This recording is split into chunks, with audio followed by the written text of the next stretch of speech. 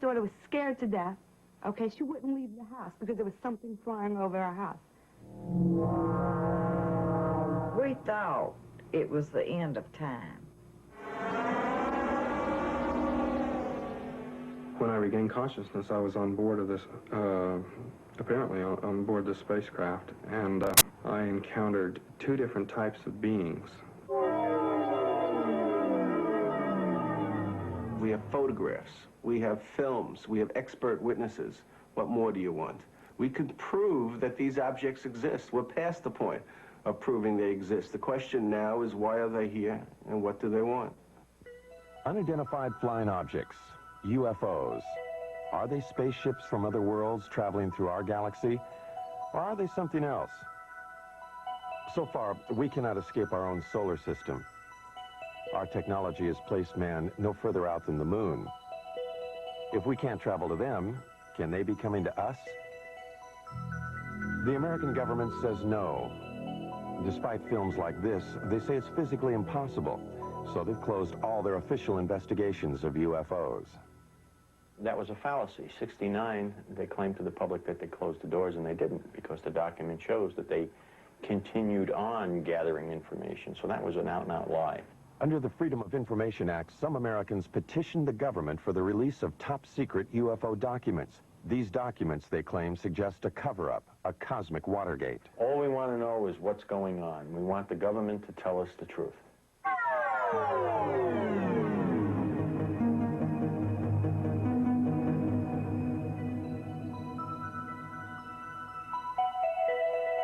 The truth, some believe, is that a higher intelligence from a planet far beyond our galaxy has mastered a technology that makes it possible for them to do things we can only dream of. They believe that these beings are penetrating the galactic mist that shrouds and protects our planet. Some believe that these extraterrestrials' technology is so advanced that they might even have visited us long before the birth of Christ. Are there secret messages carved in the stones of the pyramids of Egypt? Messages that tell us of the mysterious voyages of ancient astronauts? On the pyramids of Egypt and Mexico and in primitive cave drawings all over the world, there are carvings and images that many describe as being of intergalactic travelers dressed in spacesuits and helmets.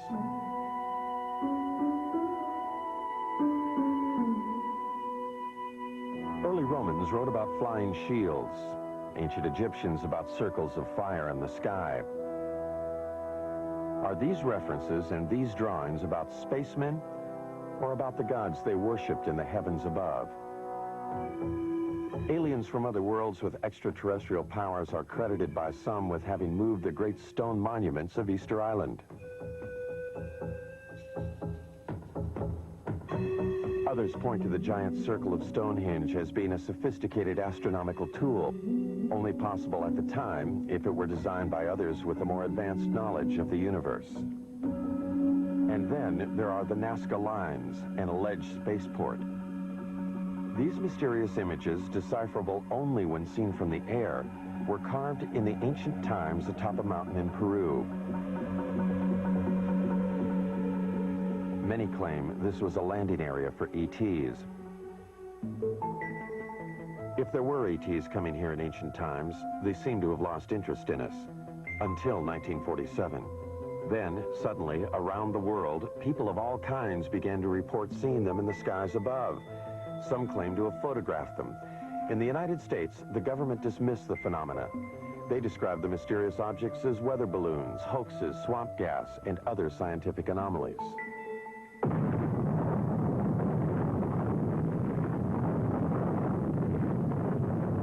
World War II had just ended. A new age had begun at the Alamogordo Flats of New Mexico. The atomic bomb had unleashed an energy that some believe would take us beyond the stars. Reason enough, some say, for those higher intelligences who dwell in other worlds to return for a second look at us Earthlings. They would have to look beyond the shadows of our mushroom clouds. They would need to know what our universal intentions were. In the years after the war, Navy and Air Force pilots regularly reported sightings of UFOs. Repeatedly, these sightings were dismissed by the military. One pilot, Captain Thomas Mantell, radioed he was pursuing a UFO. The saucer-shaped craft, he said, was moving at speeds unknown to man. He pursued the craft until his own plane exploded in midair. The Navy investigated the crash and attributed the explosion to the pilots pushing his plane too high and too fast. Others said Mantell was a casualty of an extraterrestrial attack. UFO proponents charged a government cover-up, the first, they say, of many. UFO investigators allege that the government cover-up went into high gear with the Roswell, New Mexico incident in July 1947. Roswell was the site of an Army Air Force base 118 miles from the atomic testing grounds at Alamogordo and only 220 miles from Los Alamos, birthplace of the atomic bomb. On July 2nd, this rancher, Mac Brazel, saw something crash in a field outside town. Brazel died in 1963, having kept a pledge to the Air Force to keep secret the story of what really happened in this field. Brazel talked to only one person about those events, his son, Bill, now 60 years old. He told him that whatever crashed here was something he could not identify. According to my dad, there was a bad thunderstorm the night before. The next day, he was out on the ranch, and he found this debris.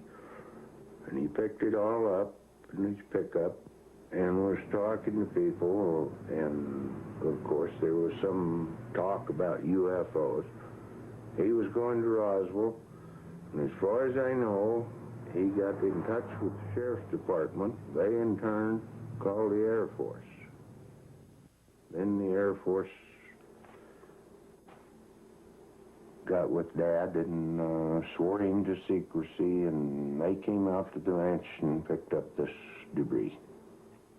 Major Jesse Marcel, the chief intelligence officer at the base, was assigned the task of collecting the debris from the crash site. His selection for the job, UFO proponents say, is proof that the Air Force knew from the start that... With my knife. I found one piece of what looked like metal anyway. It was not flexible, but it was as thin as a fall of a pack of cigarettes. It was that thin. One of my boys told me, he said, there's something unusual here. He said, I tried to make a dent in this metal, and he says, you can't bend it. You can't make a mark on it. He says, I took a sledgehammer and whammed it. I put it on the ground and whammed it. The sledgehammer bounced off of it. When Major Marcel reported his findings to officials back at the base, they issued a startling press release. They had a flying saucer. The next day, Major Marcel was assigned to take the remains of the crashed objects to Wright Field in Ohio for further examination. However, the plane landed at Carswell Air Force Base in Fort Worth, Texas. General Alfred Ramey took one piece of the object off the plane and called a press conference. Then, Major Marcel was given different orders by Ramey. He was not to continue on to Wright Field. He told me not to say anything. He says, I'll handle it from now on. And that's exactly what he did. When he came out, he said, he told the press that was there, he said, that was nothing but a weather balloon, crashed weather balloon. Marcel, under orders not to say what he believed, only recently spoke out against the Air Force's revised story. It was definitely not a weather balloon. And it was an aircraft. So what it could have been, I wouldn't know. I still don't know. Mac Brazel, who had a rancher's knowledge of such things, told his son that, like Major Marcel, he knew the object was not a weather balloon. He said that's what the Air Force tried to make him believe, that it was a weather balloon. And he said, Bill, he said, it was not a weather balloon. He said, I don't know what it was. But he said it was something altogether different and much bigger. If extraterrestrials are going... Philip Klass, a military expert, disagrees. The fact of the matter is that it was not a weather balloon as such. It used a weather balloon as a vehicle, but what it was is called a radar corner reflector. It's an object that is roughly hexagonal, so that it can be tracked by radar. And no matter what angle this hexagonal thing is pointing, it always returns a strong radar echo. So the object was not a weather balloon as such, but it used a weather balloon to hoist it. If the object were only a weather balloon, UFO proponents say, then why did the Air Force pledge Mac Brazel to secrecy? And why did the Air Force pursue his son in the months that followed? Only 22 years old at the time, Bill could not help but be intrigued by his dad's discovery of the strange materials in this field. He searched for and found some remnants of the crashed object.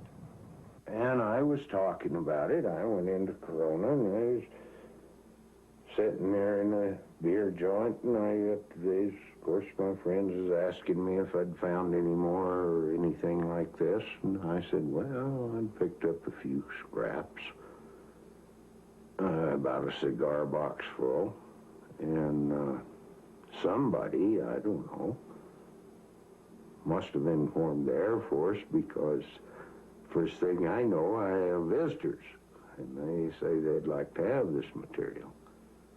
And they didn't tell me they'd confiscate it. They just said, well, like we're going to have it one way or the other, you know. What Bill and his father found was taken to what is now called Wright-Patterson Air Force Base. Some believe, however, that much more was taken there. What they say is the actual shell of a spacecraft. This spacecraft, they allege, was struck by lightning, causing pieces of it to fall away into Mac Brazel's field. The craft itself, they say, crashed 78 miles away. The story has it that the spacecraft and the bodies of its alien crew members were then taken to Wright Field and stored in Hangar 18. Myth or fact? The Air Force denies the existence of craft or ET bodies. Nothing has surfaced in the Freedom of Information Act released top-secret government documents. Nothing to support what some claim is this actual photo of an ET's arm. The Air Force also denies the existence of Hangar 18 itself. Senator Barry Goldwater has written that he has tried to gain access to the legendary building. In letters to UFO proponents, Goldwater enigmatically says that he has given up trying to solve the mystery. Not because he's satisfied with what he hears, but because it's just impossible to get anything on it. Nuclear physicist Stanton Friedman, however, believes the evidence is there. There's just no question at all in my mind that a saucer did crash, that bodies were found by the government, that the saucer itself was picked up by the government and carted off for study. The tremendous potential for gaining new technology from a thing is just enormous, and no government would be foolish enough to put it on display instead of carting it off to the laboratory. Look, it's one of these situations of where if I were a freelance writer or I'd like to make a story, I would love this story. It's great. It would make good copy. But unfortunately, or fortunately, I happen to be a scientist, and I have, you might say, the Hippocratic oath of a scientist. I will not say something is so until I'm very certain in my own mind that it is. So as far as the creatures are concerned, I honestly don't know. Dr. Hynek, a noted astronomer from Harvard and Northwestern universities, has been a persistent investigator of UFO cases. In 1952, he was asked by the Air Force to join Project Blu Book, their UFO investigation unit. 17 years later, he joined Air Force Secretary Harold Brown at a press conference to announce the team's conclusions. None of the evidence that I have examined would indicate any proof at all that we are being visited by extraterrestrials. What is the Air Force hiding in this investigation? We have not been hiding anything. The investigations have been made public. The explanations of those where there is a clear explanation have been made public. The hearing this morning was public for just that reason. Project Blu Book was activated to deal with what the media was calling flying saucer hysteria. They investigated 12,518 sightings. They could not explain 701 of them. Doubts lingered long past the report's publication. Even supporters of the project's conclusions had to wonder about photographs like these. In a series of 3 pictures, one can judge relative size because of the car window, the telephone poles, and the highway. One can also speculate about the dirt being kicked up into the air. Dr. Hynek, the leading scientist on the Blu Book panel, began to have doubts. He personally went to Brazil to talk to the man who took these pictures. He discussed the matters with the president of Brazil and with photo analysts on both continents. By 1973, he had completely reevaluated his Blu Book experiences.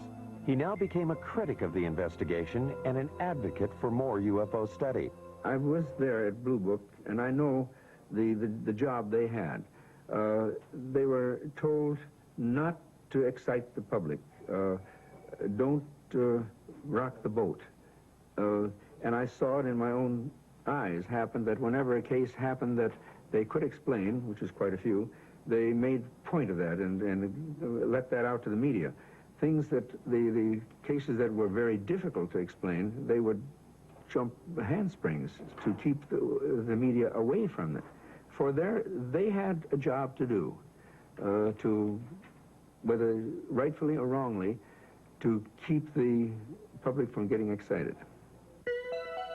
Hynek's concession that it was possible that extraterrestrials were visiting us raised the UFO debate to another level.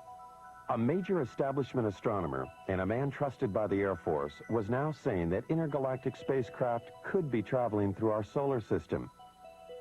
His pronouncements caused scientists who might otherwise have stayed out of the UFO debate to enter it. They called Hynek's proposition fantasy. But if we just think of our own galaxy, you know, it's 100,000 light years across. That means to travel from one side of that galaxy to another side, to the other extreme edge, would take you 100,000 years if you traveled at the speed of light. Now, there's very good evidence that nothing travels faster than the speed of light. I mean, it seems to be the ultimate speed limit in the universe. If, however,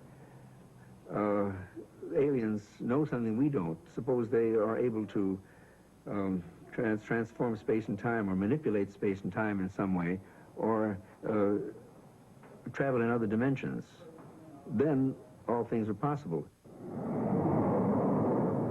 As man has entered the space age, the concept that all things are possible has indeed become part of a new way of thinking. Some of the men who investigated Blu Book were born before the Wright brothers flew at Kitty Hawk. They conducted their investigation before man flew faster than the speed of sound. Even the men who flew our space missions concede unusual experiences that they cannot explain. Astronauts like James McDivitt on Gemini 4 and Ed White have reported seeing unidentified flying objects in space. Pete Conrad on Gemini 11 in 1966 is another of the 11 astronauts who have seen UFOs on NASA space flights. Some of these objects the astronauts saw were photographed.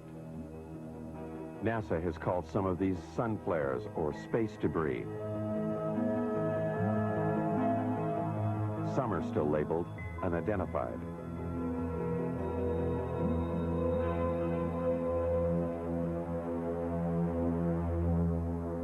Astronaut Gordon Cooper was so impressed with an unidentified flying object he saw that he wrote about it to a special United Nations commission studying the phenomena. He wrote, "I believe these extraterrestrial vehicles and their crews are visiting this planet from other planets, which obviously are a lot more technically advanced than we are here on Earth." Recently, Cooper reversed himself. He does not now believe that what he saw was an extraterrestrial spacecraft. Another of the original Mercury 7 astronauts, however, has not changed his mind about what he saw on a test pilot flight in 1952. Deke Slayton. As I closed on this thing, well, it looked like a weather balloon, and that's what I presumed it was. And I had plenty of gas and time, so I decided I'd just come back around and make a pass on it. And I got around where I should have been coming back on this thing. All of a sudden, it didn't look like a balloon anymore. It looked like a saucer sitting on edge, about a 45-degree angle. I didn't have any gun camera film on board, unfortunately, or I'd have shot some pictures of it. And about that time, I guess whatever it was, for whatever reason, just took off climbing at about a 45-degree angle and just accelerated and disappeared. And I obviously couldn't follow it with an old piston engine fighter. So I turned around and went home. Some UFO observers, however, have had camera and film on hand at the critical moment. This footage was shot from a helicopter off Catalina Island in 1966. Some say this is a single-wing aircraft. This film was shot by the coach of the Great Falls, Montana minor league baseball team in 1950. The Air Force says it is a picture of two aircraft. This film was shot by a newsreel unit in Guatemala in 1976. Some say this is also an aircraft.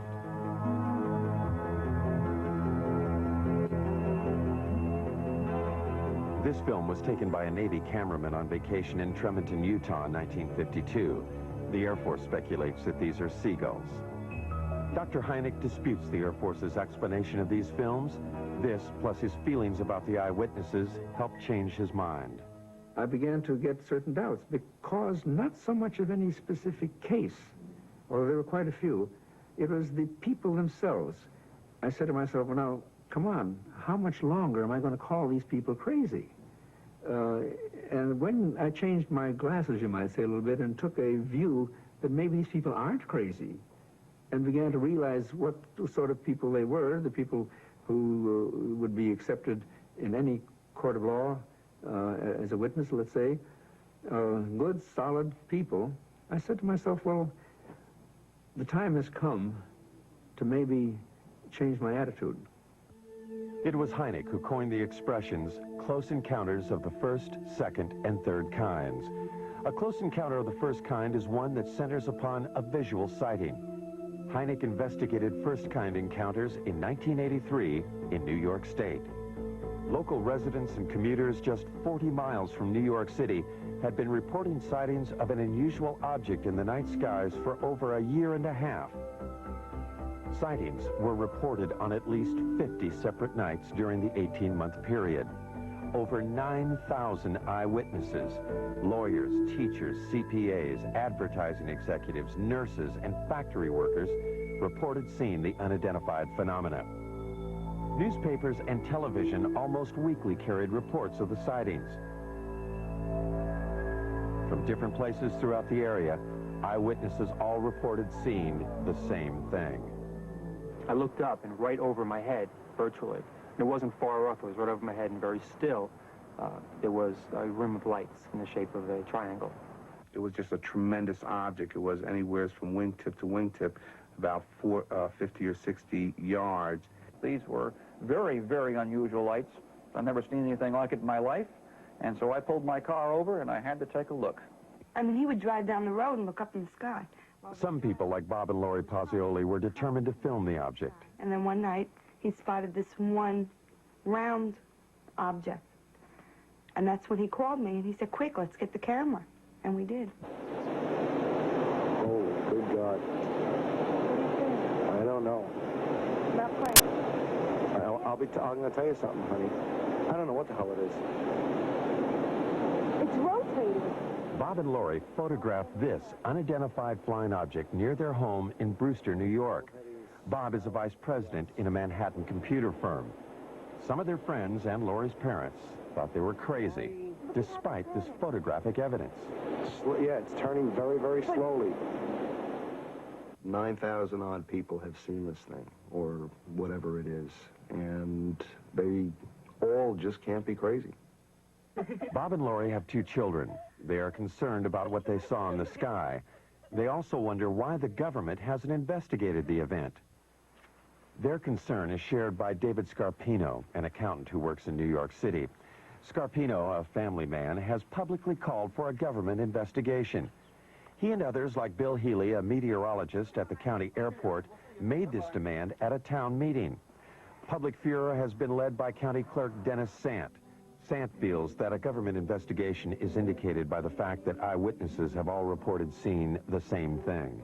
You know, the movement was almost like a probing movement. It was very slow, and it stopped periodically and stationary, where it just came to a standstill, and then it would move to another position, and the movement from one position to another was just extremely slow.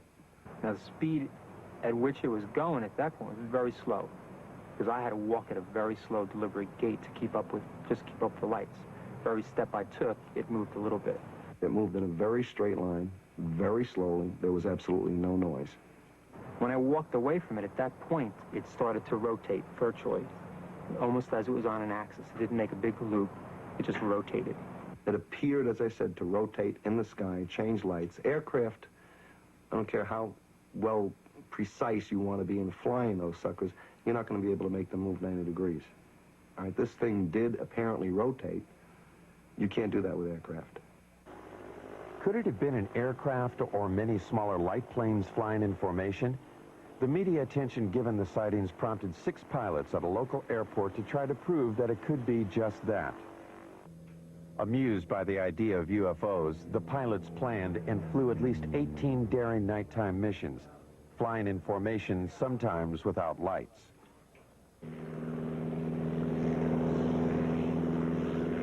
This hoax fooled at least some of the eyewitnesses, but not Bob and Lori.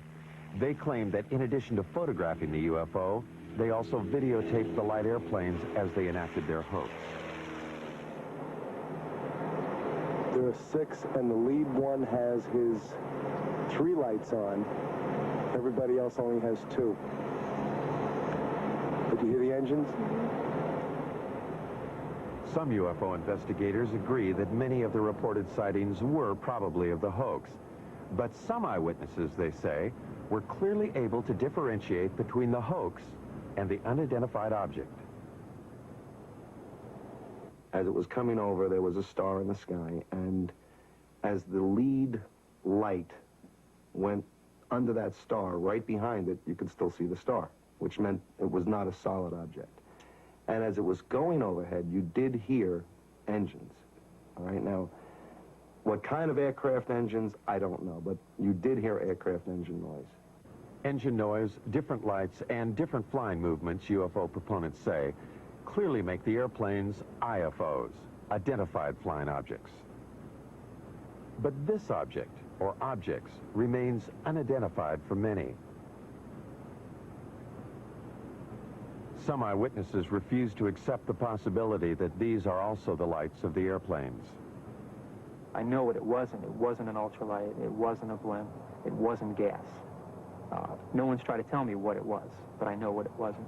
Investigators have subjected the videotape images of the hoax and the unidentified lights to various computer analyses. By digitalization of the images, they hope to be able to determine if the area between the lights of the UFO was solid, indicating one craft. The airplanes, they hope, would show night sky in the center of the lights. Physicist Al Hibbs. Pictures like this, night sky, a few lights, taken with a television camera that was perhaps being moved, not deliberately, but accidentally while it was taking the pictures. There's really nothing you can say about these things. In one case, a very good explanation is offered, and I see no reason to disbelieve it. In the other case, there's no explanation. I certainly can't offer one. I would love it if some UFOs were extraterrestrial objects being piloted by extraterrestrial beings. I think that'd be the most marvelous discovery of the history of man. I'd love to have that be true. So I'm not going to say that foreign objects, artifacts made by intelligent creatures in the solar system, I'm not going to say that's preposterous. I'm going to say it is so unusual, so immensely important, that I'm not going to assign any sightings like this to that phenomenon without a lot more data. Insufficient data, the object remains unidentified. For government officials, therefore, it is of no consequence. But for the New York eyewitnesses, the question of what it is remains. They find the government's apparent lack of interest puzzling. The government didn't come to me as a rational individual. Now, as an accountant, I like concrete things. I like evidence. For them to say that I didn't see anything without really talking to me and investigating it means that they were trying to hide something. And that was my feeling from the very beginning. They know something, okay? They know something. Either they know that there's something up there, and they want to investigate it themselves and don't want other people trying to handle it, or they're doing something. But if they're doing something, then let people know about it. This New York State event occurred over a densely populated area and over a nuclear plant, prompting one eyewitness, New York attorney Peter Gersten, to suspect a government cover-up. With others, like Larry Fawcett, a police officer in Coventry, Connecticut, he helped establish Citizens Against UFO Secrecy. Fawcett, who says the way he views the world has been drastically affected by his sightings of a UFO in 1965, petitioned the government for the release of UFO-related documents. These documents, released under the Freedom of Information Act, were previously classified top secret. An example of some of the government documents we have obtained are the overflights over the military bases in 1975, over Wurtsmith Air Force Base in Michigan, over Malmstrom Air Force Base in Montana, Loring Air Force Base in Maine, Minot Air Force Base in North Dakota. Over a period of 6 weeks, unusual, unknown, unidentified objects were traveling at exceedingly quick and fast speeds. What's interesting is that even to this date, the government has not acknowledged that it was able to identify any of those objects. The documents do state that there were confirmed sightings at all 4 bases in October and November 1975. The first sighting was at Loring Air Force Base in Maine. Loring, like the other bases, was a Strategic Air Command installation. The documents do not state, however, that these objects were alien spacecraft. They do state that the military reaction was swift and concerned. At Loring, there were 2 separate events. Something unidentified appeared in the night sky above the weapons storage area. Larry Fawcett, having learned of the event in the released documents, investigated. Military people and guards in and around the weapons storage areas began to report lights hovering or landing within the weapons storage areas. Military people would respond to the area only to see the lights go out and the object disappear and then reappear over the runway. It's described as football-shaped, the length of maybe 2 or 3 vehicles, cars, if you will. The witness telling us that there are shimmerings of heat, as you would see off a desert scene in a movie. When we questioned the individual, could it have been an aircraft? Could it have been a helicopter? The military person, and I'll give you his name, Steve Eichner, telling us, no, I know what helicopters look like. I've been around aircraft. I work on aircraft. This is something I've never seen before. The official records, which I quote in my book, indicate that on the first night, it certainly was a helicopter. It was described as a helicopter. Now, if the officers on the base, experienced pilots, if they don't know a helicopter, and we have to depend on some GI who's not a pilot, who comes forward not at the time, but years later, he claims to have been there and claims it was not a helicopter. Again, let's go on the official records. It is the official records that Fawcett uses to substantiate his claim that helicopters could not be the explanation. The military response at all 4 bases, he says, was too dramatic. From our documentation, we know of pursuits that occurred, scrambling of aircraft from Loring Air Force Base, and the chases went up into the Canadian territory, if you will, only to be lost around New Brunswick somewhere up in that area.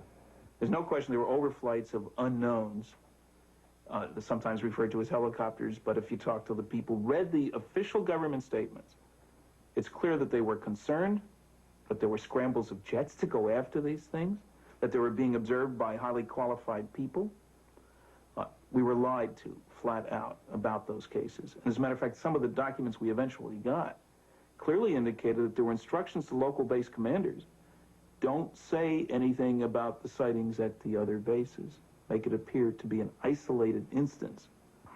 Military authorities will not comment on the 1975 overflights. They simply state that at any SAC installation, there would always be an immediate defensive response to anything unknown. Putting planes in the air, they say, does not confirm a penetration of an intergalactic craft. Citizens Against UFO Secrecy, however, refer to other documents they've gotten released by the Pentagon to prove their claims. In May of 1985, we've gotten a document that was classified top secret in 1948, and about a month after its release to the other agencies, its distribution, it was ordered, recalled, and destroyed, each and every copy. One copy was kept, and it has remained top secret, classified top secret for the last, 40 years almost. And in the document, the government acknowledges back in 1948 the existence and reality of the objects. The official military position about any document issued before the Project Blue Book investigation is that Blue Book later explained them. This includes a startling document written by a Canadian.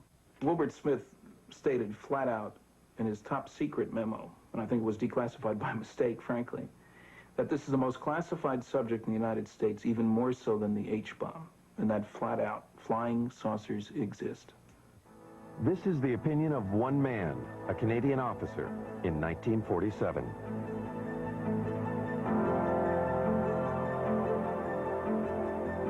For proof that flying saucers do exist, some critics demand more than just the accounts of those who have had close encounters of the first kind, visual sightings. Even when first-kind encounters are reinforced by photographs, they fail to satisfy the need for physical evidence. This woman claims that she has had a close encounter of the second kind. A second-kind encounter is defined by its having physical evidence. Vicki Landrum, along with her grandson Kobe Lee, alleges that they, along with Betty Cash, were on their way home from a bingo game when they encountered something they had never seen before.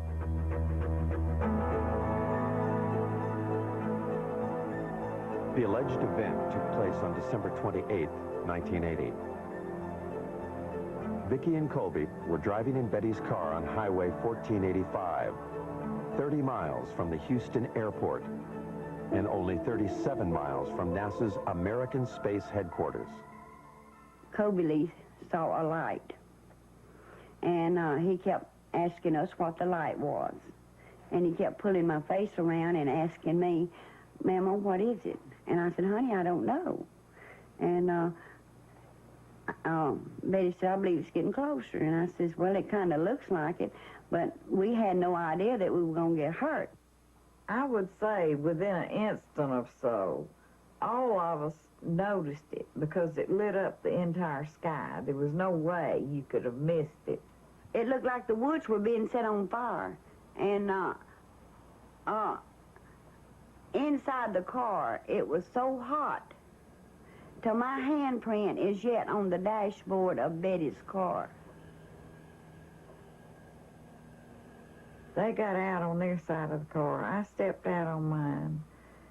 I stood behind the car door for just a second or so, and I walked toward the front of the automobile. I stood there for just a short time, I don't know how long, trying to see what I could figure this object out to be. It was diamond-shaped. It didn't mean it was sharp up here and sharp down here. It was kind of round, and the fire come out the bottom of it. But here was this huge object and flames shooting from it. And they weren't just small flames. They were gushing from it. And Kobe was hanging on to me. And he was trying to get, he started pulling away from me, and I pushed him back in the car, and I got inside the car and put my arm around him and hugged him up real close to me. We thought it was the end of time. I says, Kobe, don't be afraid. I said, if you see a man, it'll be Jesus. And I said, he will come to carry us to a better place. He will not hurt you. It was just burning. It was just too much heat. I could not tolerate it. So Vicki screamed and begged for me to get back in the car. Well, I did, but I had to use the end of my leather jacket in order to open my car door to get back in. That's just how hot it was. And when the object lifted and slowly moved over to the right of us, her and Kobe saw some helicopters. There were so many of them, it sounded like a tornado. And we counted 23. I counted 22, really. But Kobe said, there's one more. And I said, yeah, baby, that makes 23. And there were helicopters on both sides and also over the top of the object, or like they were trying to hem it in. The only apparent proof the women have for what happened to them is the illness they claim they suffered as a result of the encounter. It is the record of these illnesses that made this an encounter of the second kind. My eyes were burned so till they would swell, and they were tearing till I could lay down at night, and the next morning my pillow would be completely wet, and I couldn't hardly see anything. Vicki was treated for burns, and she and Colby Lee suffered long periods of nausea. Betty Cash was hospitalized immediately after the event. She suffered severe hair loss and was also treated for burns and nausea. Since then, she has been hospitalized several times. It was the first time that I went into the hospital, they were treating us as burns. But then, after they found out really what had happened, then they started treating us as radioactive burns. And since, I have had cancer. Betty's hospital records do not explicitly state that she was treated for radioactive burns. They do state, however, that she exhibited the symptoms similar to someone who might have been exposed to a radioactive element. Betty further maintains that she had no cancer history previous to the alleged encounter. Her records do confirm, however, that she does now have the disease. No, I'm not well, by no means. I wish, I pray, that I could be. With the help of Peter Gersten, the New York attorney for Citizens Against UFO Secrecy, the two women have sued the government to find out what it was they encountered that night. Was it a UFO, or an American weapon gone awry, or something else? I believe the story is a hoax.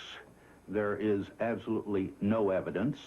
The women's story is supported only by the claim of Betty Cash that she had serious health problems after the alleged incident.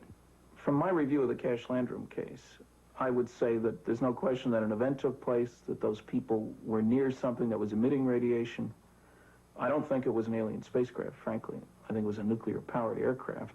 That's why all the helicopters, it's standard practice if there's a classified system around. There are guys ready to go there to keep somebody else from getting that should it crash. The facts are that the U.S.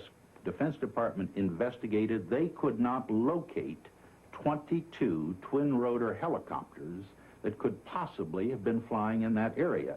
And in fact, as Colonel Saran, who made the investigation, told me, he said, Phil, this occurred over the Christmas, New Year's holiday.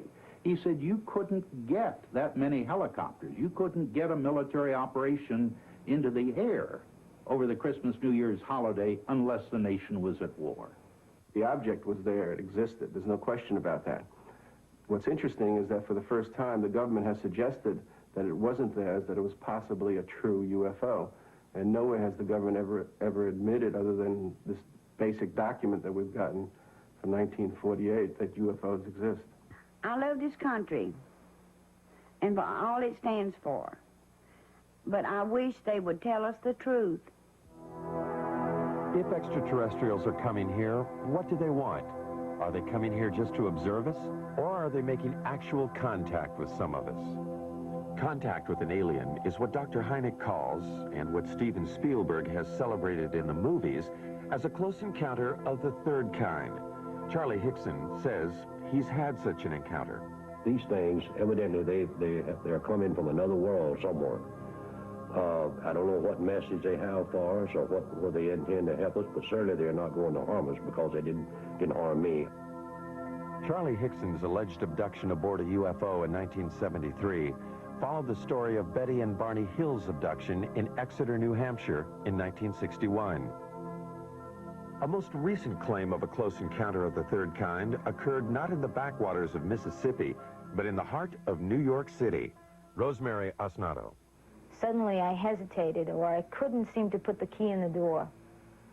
And I just turned around and wanted to go up to the roof. And this seemed rather odd because you just don't do that in New York. You don't go up on the roof at 1 o'clock in the morning. It's just not something you do. And yet I was doing it. And there seemed to be a very bright light that was shining in the hallway.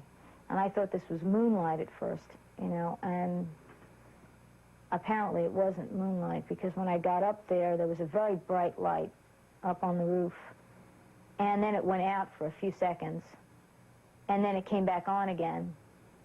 And I was just lifted, physically lifted, in that beam of light. When I got into the craft, I was led by a group of, I guess, more than one, group of grayish-skinned, small men or women, I don't know what they were, but large eyes, thin, frail, and they communicated telepathically. 19-year-old Travis Walton of Snowflake, Arizona, claims he encountered similar aliens in 1975. Walton was, in his words, zapped by a blue light when the spaceship appeared when he was working in the forest. When I regained consciousness, I was on board of this, apparently on board this spacecraft, and I encountered two different types of beings. The first type of creature I saw was about 5 feet tall. They were very white-looking. Their skin was very pale, and they didn't have any hair on their heads, and they had enormous eyes.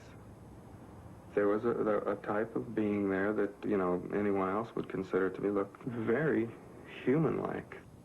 Walton was found on a roadside 5 days after he disappeared from the forest. He could, however, recall only what seemed like an hour of time passed. Time, he claims, he spent aboard an alien spacecraft. Now 29, he reflects on that experience.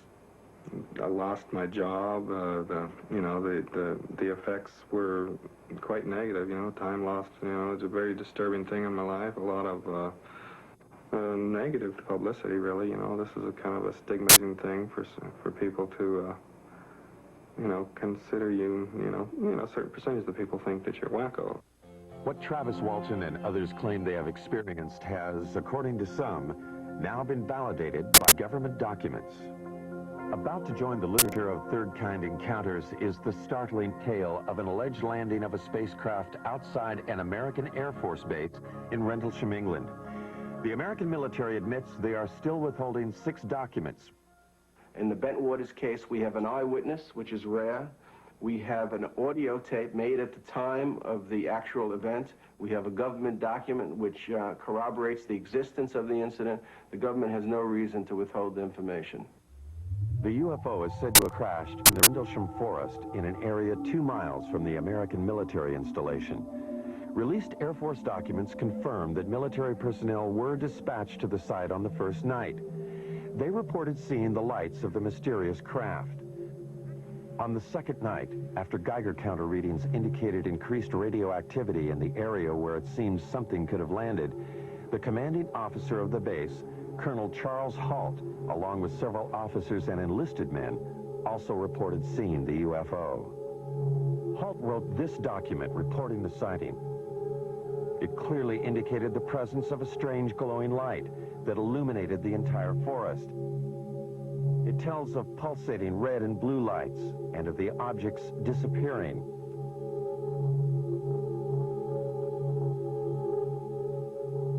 Colonel Halt also made this tape recording at the time of the second incident. Okay, here he comes from the south. He's coming toward us now.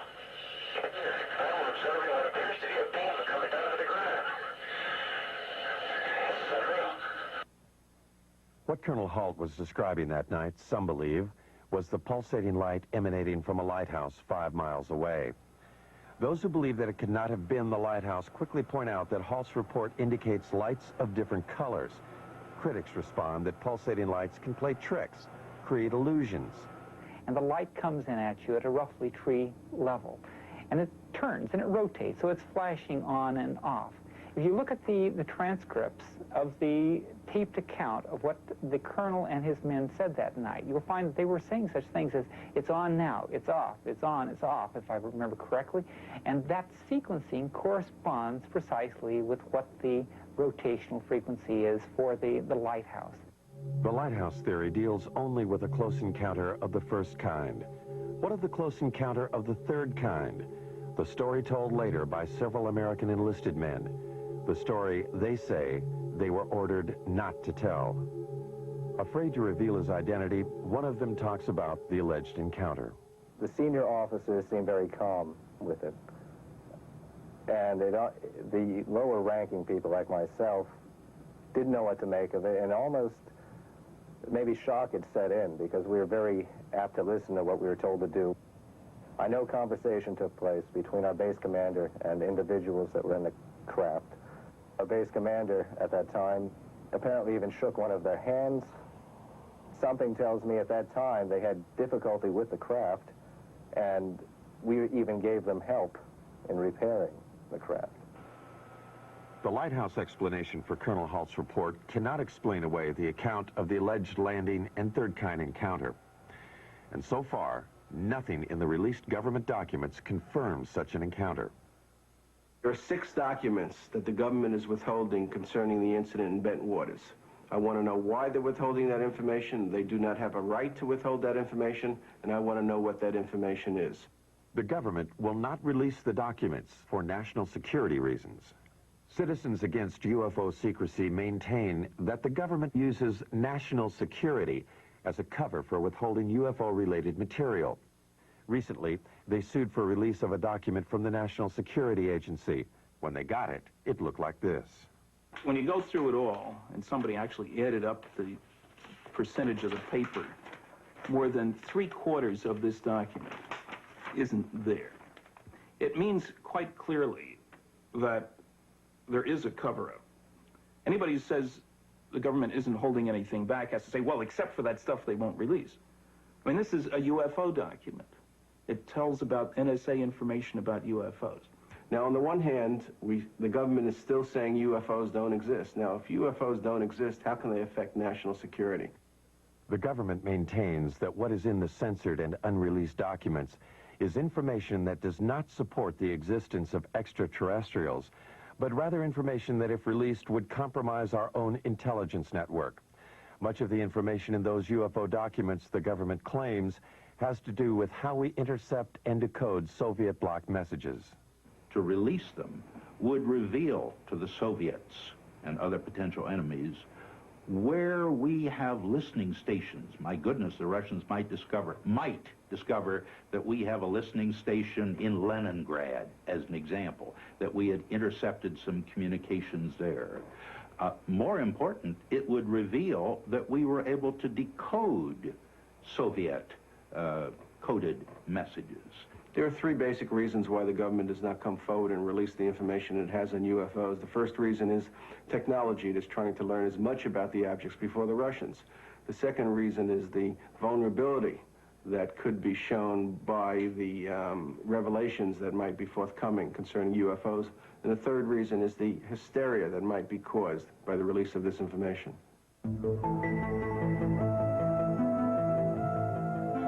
Are these spaceships from other worlds? Are we being visited by intergalactic aliens with a technology and civilization that dwarfs ours? Most scientists say no, they are not, because they cannot. UFO proponents say they are, that our myopia prevents us from seeing life elsewhere as being different from ours.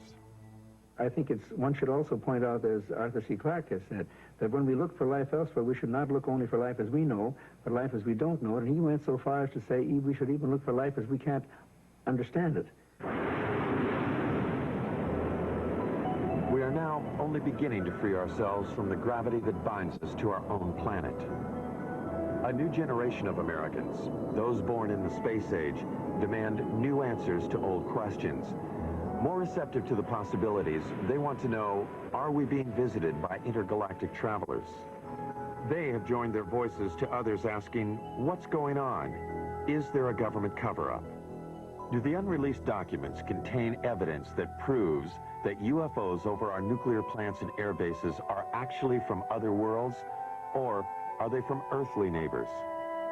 Most scientists agree that there is life in the universe, but that it cannot travel here. They hope only to communicate with that life with giant radio telescopes. These scientists believe that what is being hidden in the government documents is probably not secrets of other worlds, but the secrets of an earthbound Cold War. Either way, we want to know.